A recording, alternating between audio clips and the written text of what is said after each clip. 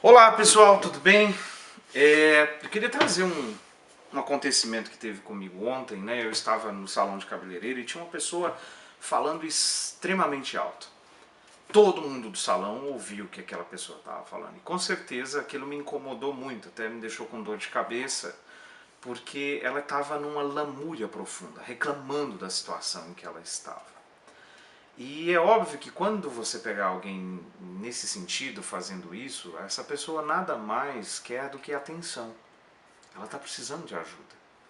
Aquilo que ela definiu como plano, aquilo que ela definiu como estratégia, aquilo que ela definiu como querer, como desejo, não está se realizando.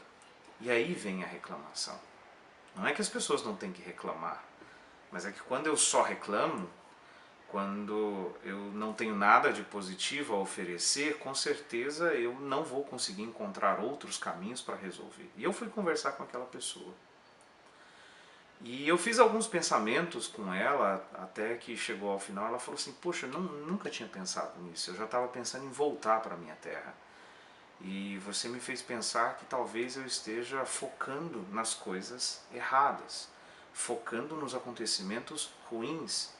E tem outras coisas que são boas, eu vou tentar mais uma vez.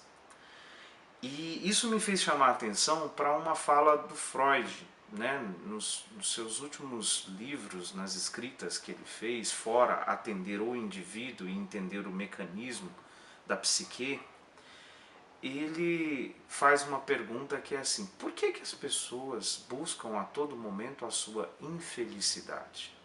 Não a felicidade, a infelicidade. As pessoas vão fazer uma coisa e já falam assim, olha, isso não vai dar certo. Não vai dar certo. E vai lá e faz. O que acontece? Não dá certo.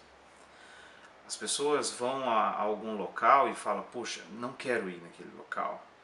A mente fala, poxa, tem um monte de gente chata, um monte de gente enjoada, um monte de gente que vai ficar conversando comigo o tempo todo. E por incrível que pareça, a pessoa vai e quando volta ela fala, nossa, eu não me sinto muito bem agora. É óbvio que ela não vai se sentir bem. E é interessante o quanto que as pessoas se surpreendem quando as coisas ruins acontecem. Elas desejam, desejam, desejam e no momento que isso acontece elas se surpreendem. E aí eu vim falar para vocês de uma coisa que tem me pegado muito nesse momento. Tudo hoje no mercado, naquilo que a gente faz, é experiência. Né? Você não viaja mais, você experiencia o local. Você não come mais, você experiencia a comida. E isso tem a ver com os significados que a gente dá à nossa vida.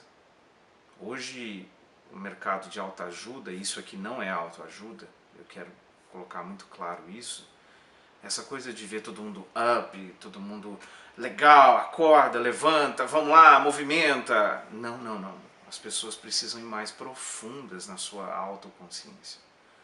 As pessoas precisam entender mais aquilo que tem a ver com elas. Não existe uma receita perfeita de felicidade. Existe algo que tem a ver com aquilo que te faz bem. E te faz bem tem N variáveis, diversas variáveis. E quando eu estou falando do significado, quando eu falo do significado voltado para o trabalho, que é o que eu desenvolvo mais, eu vejo que muitas vezes numa entrevista estruturada, numa forma de conversar com o executivo, conversar com a pessoa que está no trabalho, a autopercepção dela muitas vezes é fora da realidade. Ela se vê de uma maneira que é muito diferente das atitudes e das práticas que ela tem no seu trabalho. Algumas inclusive até correm, saem do treinamento para não ouvir aquilo. Por quê? Porque o que vale mesmo não é a sua autopercepção. O que vale é a heteropercepção, é o que os outros percebem de você. Por isso que as suas atitudes contam muito nesse sentido. Como é que você está sendo percebido?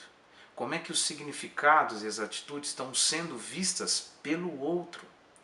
E a gente fazia muito nesse sentido o fato de ter uma visão mapeada da pessoa e uma visão mapeada da equipe. E incrível que pareça, né? Isso acontecia assim, ou seja, não tinha conexão. Então, quando se percebe nessa situação, pare e pense, quem é você? O que você tem feito para se autoconhecer? Quais são as suas competências, quais são os seus talentos, é o que eu tenho sempre colocado. Isso não significa que você tem que ser um super-herói. Super-heróis também morrem. O que tem que acontecer é que você tem que estar bem com aquilo que você é. Com os teus erros, com as tuas atitudes erradas, mas com os teus acertos. Uma coisa sempre me intrigava nas aulas de psicopatologias, que dizia o seguinte, que quando uma pessoa erra ou infringe dor ao outro e não sente culpa por aquilo, este é um dos critérios do diagnóstico de um sociopata, de um psicopata. Então a primeira coisa que a gente tem que ter é reconhecer que nós erramos. Sentir-se culpado às vezes por não ter dado certo, mas não entrar em depressão por causa daquilo. Se reerguer, saber que é possível reconstruir um caminho. Então, olhando para significado, pense muito bem. Significado tem 3 instâncias que são estudadas muito fortes hoje.